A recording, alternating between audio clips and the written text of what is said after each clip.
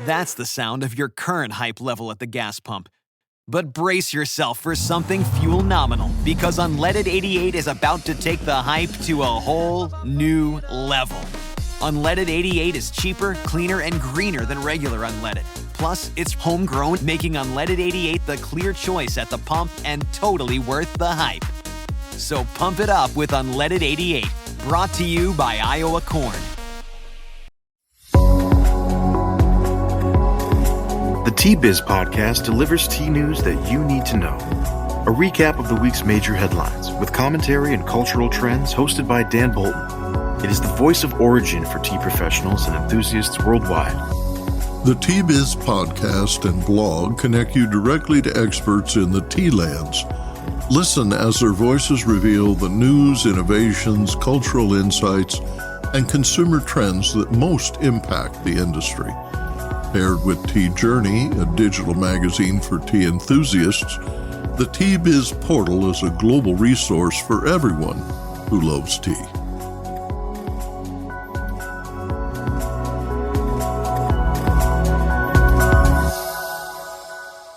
Hello, everyone. Here are this week's headlines. Lindsay Lohan in a TV ad advocates office tea breaks. The Suez shipping disruptions intensify.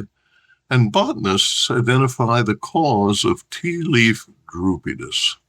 Plus, revitalizing Kumaon. In the Himalayas of northern India, Kumaon Tea has opened its first farmer-owned and managed factory in a trailblazing partnership with U.S.-based Young Mountain Tea. The region was one of the earliest to be planted by the British in the 1860s. A century ago, these high mountain estates were abandoned, and the formerly productive tea fields lay fallow until an enterprising young entrepreneur marshaled the resources of the U.S.-based Frontier Co-op and USAID's Cooperative Development Program to benefit hundreds of tea smallholders.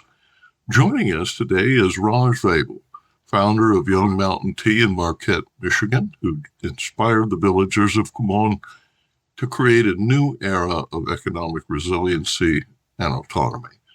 The solar-powered factory with state-of-the-art equipment will process regeneratively grown, certified organic tea in 4 styles available in retail locations by November.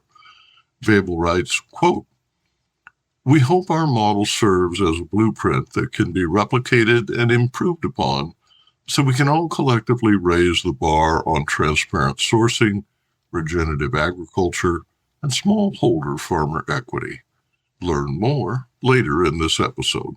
More in a minute, but first, this important message." What makes a perfect cup of Ceylon tea?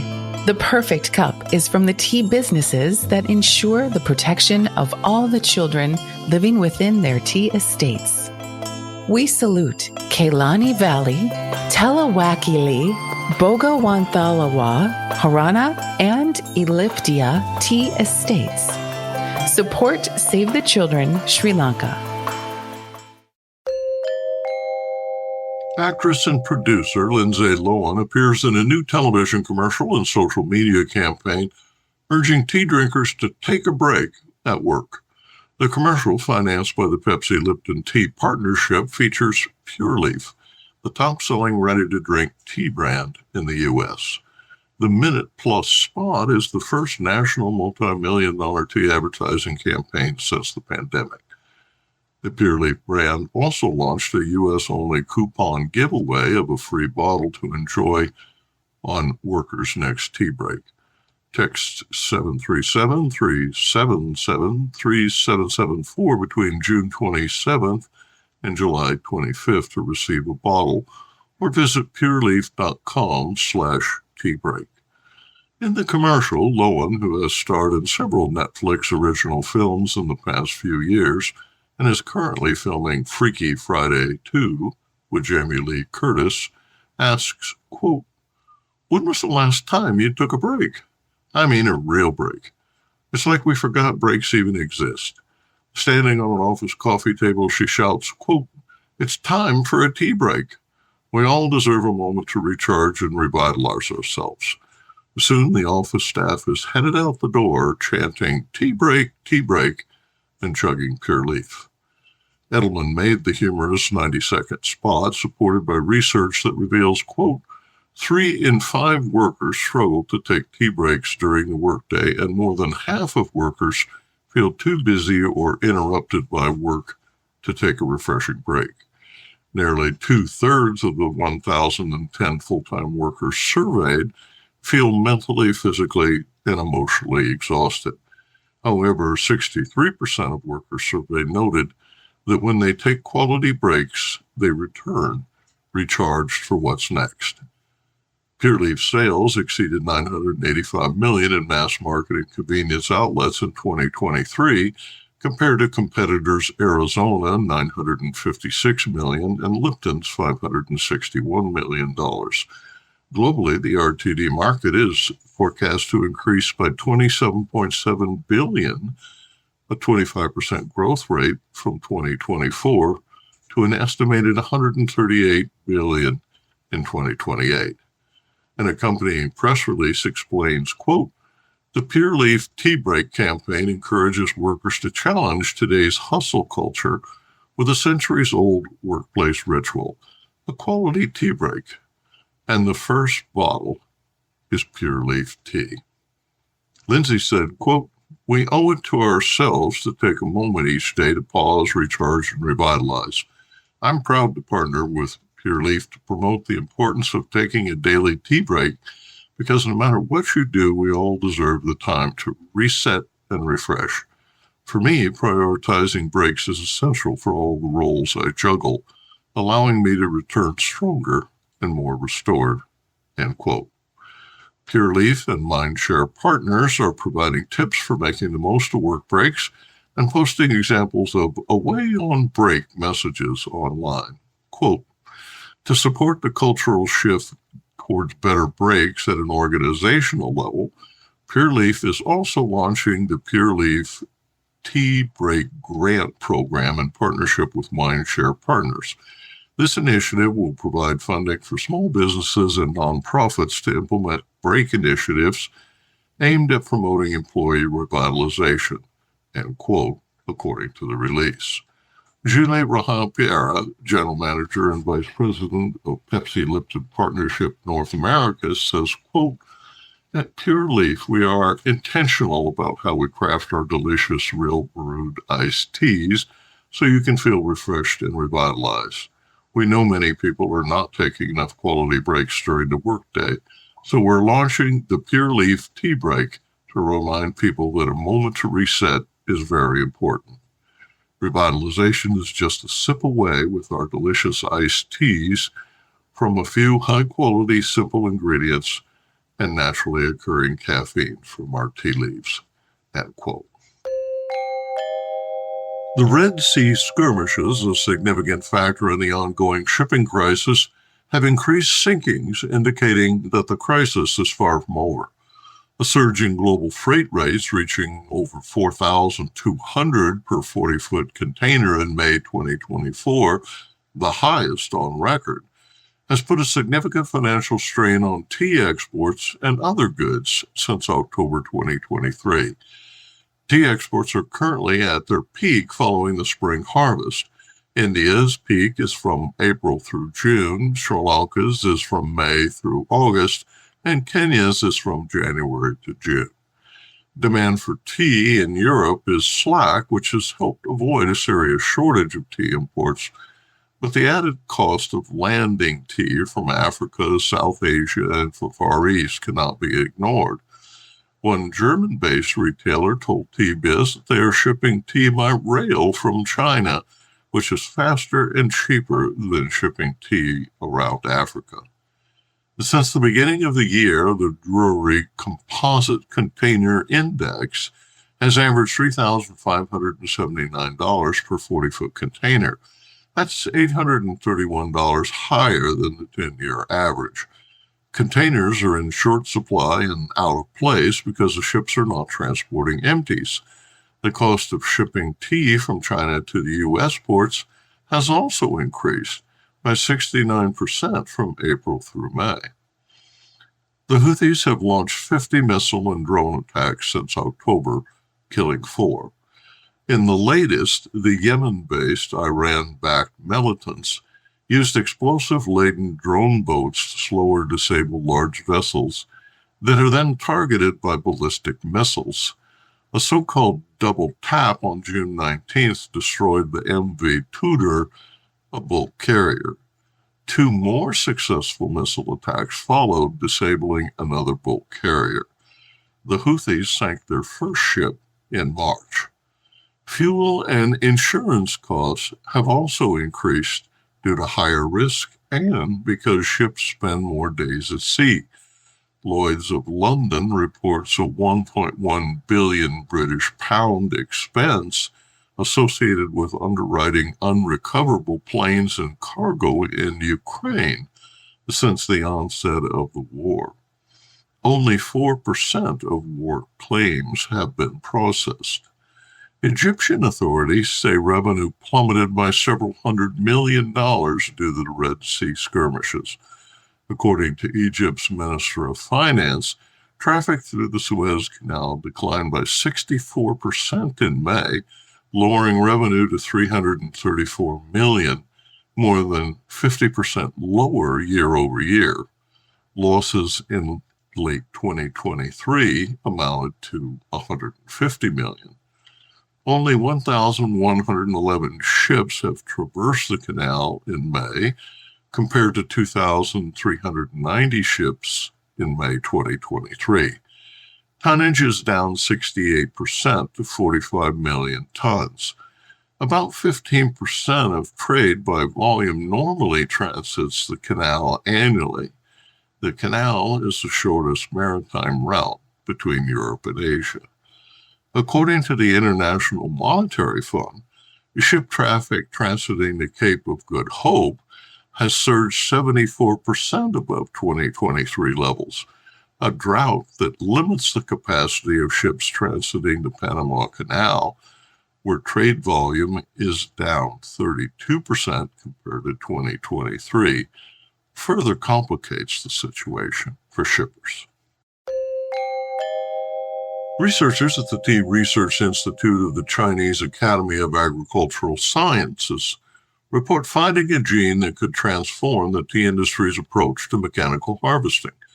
An estimated 70% of the world's tea is now sheared or mechanically plucked, but in most instances, the leaves gathered are damaged, yielding a relatively small percentage of, quote, perfectly plucked 2 leaves and a bud. Instead of snipping whole leaves at their base, leaves on stems that bend or droop are cut into smaller pieces that are later discarded during the sorting process. The study identified the CSEXL3 gene and gene regulator CSBES1.2 as the source of weak stems. Their findings, first published in the peer-reviewed journal Horticultural Research, could improve harvesting by minimizing leaf damage, leading to better tasting tea. Planters turned to mechanical harvesters to reduce labor expense and improve efficiency by increasing the number of rounds while lowering costs per round. One of the lead researchers, Dr. Zhidan Chen, writes that the discovery of the gene and its regulatory pathway, quote, offers a promising genetic target for breeding tea plants better suited for mechanical harvesting, potentially revolutionizing the tea industry, end quote. Business Insight.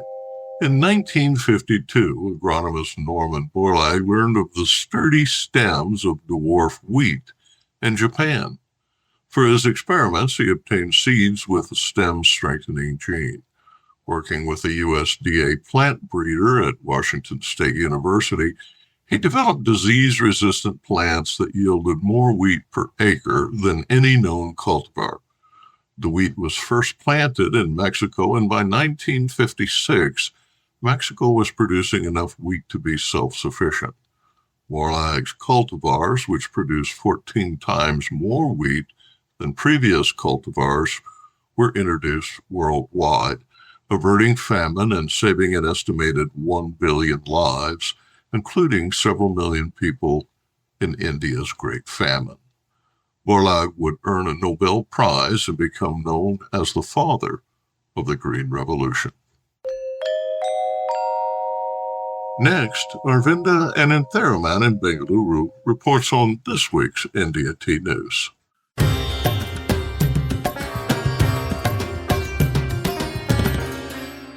India Tea News for the week ending 5th July 2024. The two meetings this week in Darjeeling. One was in Siliguri, led by the Nepal Consul General Ishwar Raj Paudel, who met with representatives of the tea trade, which included Indian customs officials and Nepal tea exporters. Calling Siliguri a city that links Nepal, Bhutan, Bangladesh, and India's northeastern states, a major market for Nepal, he said the session was part of the country's efforts to find a solution to the current crisis. He is, of course, referring to the concerns with tea trade between Nepal and India. The trade agreement between the two countries allows Nepal exemption from duty for tea. However, Darjeeling's tea producers have been saying that unregulated imports from Nepal and unscrupulous blending of Nepal tea with Darjeeling has diluted the Darjeeling tea brand and impacted the prices negatively. Recently, they called for greater testing of Nepal tea for pesticide residue. The Nepali delegation broached the subject. Speaking at the session was also Suresh Mittal, ex-president of the Nepal Tea Planters Association, pointed to statements made in the Indian media where Nepal tea has been referred to as cheap and substandard, and asked why then it was being labeled as Darjeeling tea. The delegation said that they don't want the tea to be labeled as Darjeeling and would like the tea to be sold as Nepal tea. India currently imports 16 million kilos of tea from Nepal each year, of which about half is orthodox. The second meeting, also held this week, was by Santosh Kumar Sarangi, Director General of Foreign Trade, who spoke at the Federation of Indian Export Organization in Calcutta. Here he said there cannot be a ban on the import of tea from Nepal, and what he has called for is a stop to the mixing of Nepal tea with Darjeeling tea. In other news, it's about weather. Assam is seeing very, very heavy rains this week. Upper Assam, which includes the tea-producing regions of Jorhat, Tinsukia, and Dibrugarh, has been seeing above normal rainfall, and this is expected to continue for the rest of the week. The Brahmaputra River, a lifeline here and the reason for the soil fertility, has risen to above dangerous levels, and at least 12 fishermen were airlifted to safety this week. And in Kaziranga, which is home for one-horned rhino, the animals have begun to migrate from here because of the heavy rain. However, in North India, in Kangra, there's been a dry spell for the last 6 months. May and June were especially dry, and yield was low with a decline of 30 to 60% compared with last year. So climate change continues to play havoc for tea planters across the country. And now, a word from our sponsor. Hi, I'm Nish. I grew up in an organic tea farm and founded Nepal Tea Collective in 2016. Tea is not just a beverage for me, but a catalyst for social change, sustainably empowering hardworking artisans like my parents for the past 30 years. I'm on a mission to make the whole world aware of the goodness of Nepali teas and the good that comes from supporting growers in this remarkable land. If you haven't tasted Nepali teas yet, you're missing out. Our award-winning teas are making headlines. Find out why. Visit Nepal Tea Collective's website to get a free sample of this extraordinary taste of the Himalayas. That's nepalteacollective.com.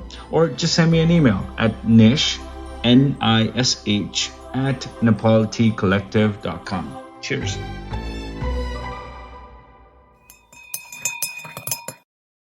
In the Himalayas of northern India, Kumaon Tea has opened its first farmer-owned and managed factory in a trailblazing partnership with US-based Young Mountain Tea.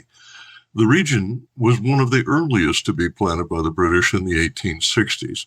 A century ago, these high mountain estates were abandoned, and the formerly productive tea fields lay fallow until an enterprising young entrepreneur marshaled the US-based Frontier Co-op and USAID's Cooperative Development Program resources to benefit hundreds of tea smallholders. Joining us today is Vable, founder of Young Mountain Tea in Marquette, Michigan, who inspired the villagers of Kumaon to create a new era of economic resiliency and autonomy. The solar-powered factory with state-of-the-art equipment will process regeneratively grown certified organic tea in 4 styles available in retail locations by November. Vable writes, quote, "We hope our model serves as a blueprint that can be replicated and improved upon so we can all collectively raise the bar on transparent sourcing, regenerative agriculture, and smallholder farmer equity." End quote.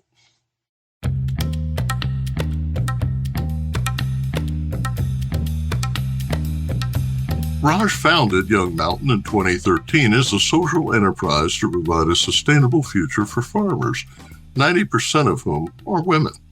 He graduated from the University of Michigan and later earned an MS in environmental science from the University of Oregon. He first traveled to Kumaon as a global partner with Avani, spending a year developing a permaculture tea cultivation program involving 300 farmers. He was named a Fulbright Nehru Scholar in 2013 and worked in Almora, India, before returning to the U.S. as a rural venture catalyst in Oregon's Regional Accelerator Innovation Network. Let's start with a very tangible thing, the factory.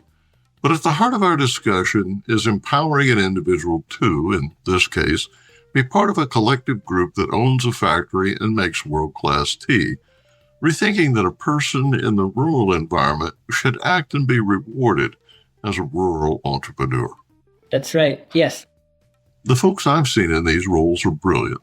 They may not have Wall Street credentials, but they are responsible, enterprising, and efficient, often raising 5 crops, managing the financial and physical factories, and enhancing the social environment to meet their children's health and educational needs. You must be proud to enable that, Raj. You're making it happen, and in my view, it has to go that way for the industry to thrive. Yeah, well, thank you for all of that, and it sounds great. What you're saying, those underlying things around empowerment and rural entrepreneurship as a different way to view a farmer, that is very much why I'm doing this work. Let's go through the tactical stuff of setting up factories, but I'm looking forward to that part of the conversation. The factories in these villages are more than physical structures. They're a source of income and pride. Factories are also a marketing identity, a location to anchor their brand, and a place to associate with Kumaon's unique terroir. The reason to set up this factory is the same reason that I started the company, which is to figure out a way for rural communities in the Himalayas to continue to thrive as they have for centuries, as opposed to just fighting for their own survival, which is what they're doing now. And so, in my view, if we don't figure out how to support farmers, then we are actually undermining our own future, because we depend on the work of a farmer 3 times a day, every single time we eat. So if their livelihoods are not working for them, then we as consumers of food don't have much of a future either. So I don't see the work of working with farmers separate from my own survival. And that's why we need to set up this factory, to make sure that we're creating pathways for farmers to earn enough to actually support themselves. Not just in tea, in other foods products as well, but tea is the one, of course, that we as a tea company care the most about. So what makes tea unique in this region? The quality of Kumaon teas is tied to a handful of factors. The first is the growing conditions for the tea plant. The British planted tea here first, as I mentioned, in the 1860s. And Sarah Rose, in her book, For All the Tea in China, identified how the first ever Indian-grown tea to get drunk in Europe came right by the same area. It's technically not Kumaon, but it's right adjacent to it. So there's a very rich and storied history to the tea plant doing well in these soils. And today what exists on the cultivar level is a direct lineage of those initial plantings. A number of the plants growing in our primary partner Desmond's tea garden are original China bush planting from seed from the 1860s. So these are teas that are coming on 160 years old and still flushing well. So the quality, in Darjeeling, I was taught, they say old is gold. The older the tea plant, perhaps the lower the yield, but the quality and the concentration of all the good things that we enjoy just gets heightened. And I personally think that that is interestingly married with the fact that Kumaon, as a region within India, has huge cultural significance as being essentially the spiritual headwaters. The Ganges River and many of the other sacred rivers of India their origins are right in this area.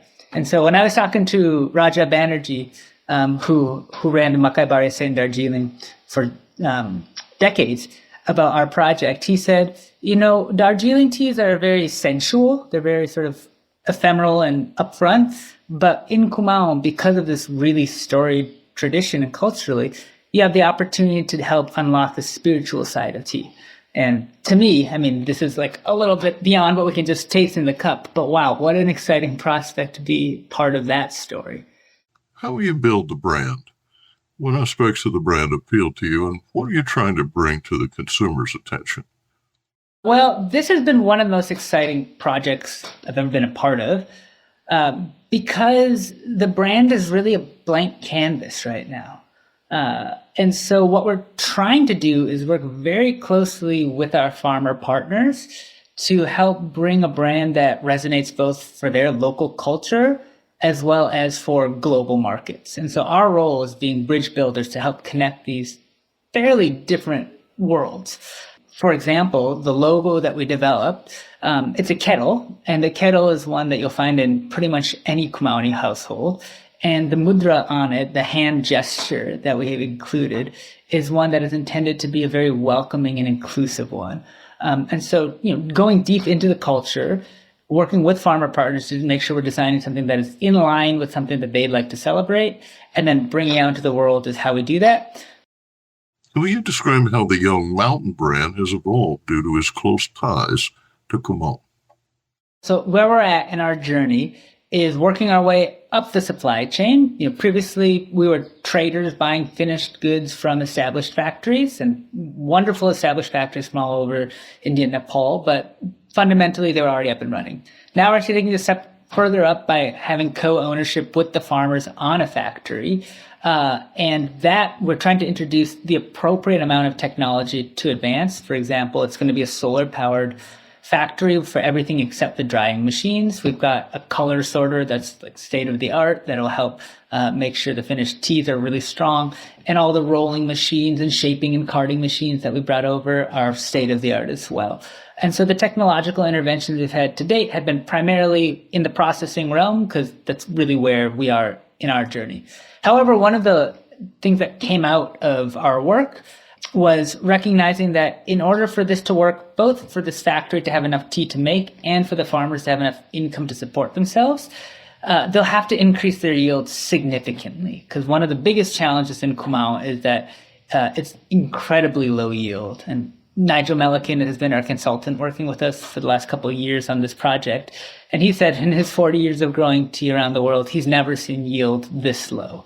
And so we're just beginning into that kind of farm level intervention. One of the things we've identified is that the amount of moisture in the soils is very low. So just 2 weeks ago, we covered a test plot with one of the farmers we worked with to cover their test plot with mulch, a mix of local cow manure and oak leaves, right before the monsoons hit. So as it rains, that water will have a way to get kind of stay inside the soils. A simple thing, but as we get involved with different interventions, we want to make sure we're not trying to maybe jump straight to the drone level, because the farmers are going to be skittish about anything that's foreign. And we want things that will last and be adopted.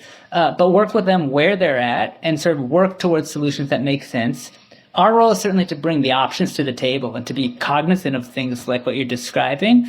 But it's also to make sure that we're bringing them into the communities that we work with in a way that will both work for them in day one, and especially because this is a remote area, work in 10 years. And so the maintenance component of a lot of technological pieces is something we're very mindful of, because if we can get a grant or something to maybe buy an initial set of tools for the farmers, But if they break down and they need to get repaired and they have to work with people from outside the area, the likelihood that those things are actually going to be used as tools and not become like props to hold up some other part of machinery is very high. It's really important that we are mindful of these things that will address the most fundamental challenges. Like as you're saying, the fact that tea is very labor intensive. So how can we reduce the labor component? We have to be up to date on them. And we have to continue to work with the farmers where they're at, with what they'll be comfortable adopting, that they can afford to adopt and maintain.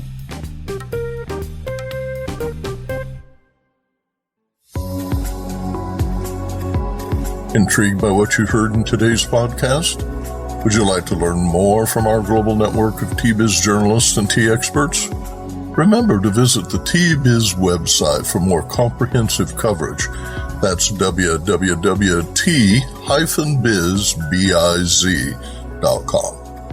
Thanks for listening. Farewell till next week.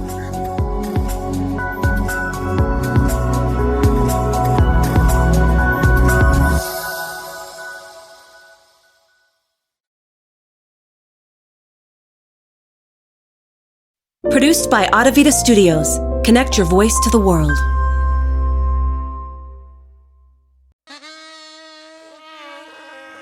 That's the sound of your current hype level at the gas pump. But brace yourself for something fuel nominal, because Unleaded 88 is about to take the hype to a whole new level. Unleaded 88 is cheaper, cleaner, and greener than regular unleaded. Plus, it's homegrown, making Unleaded 88 the clear choice at the pump and totally worth the hype.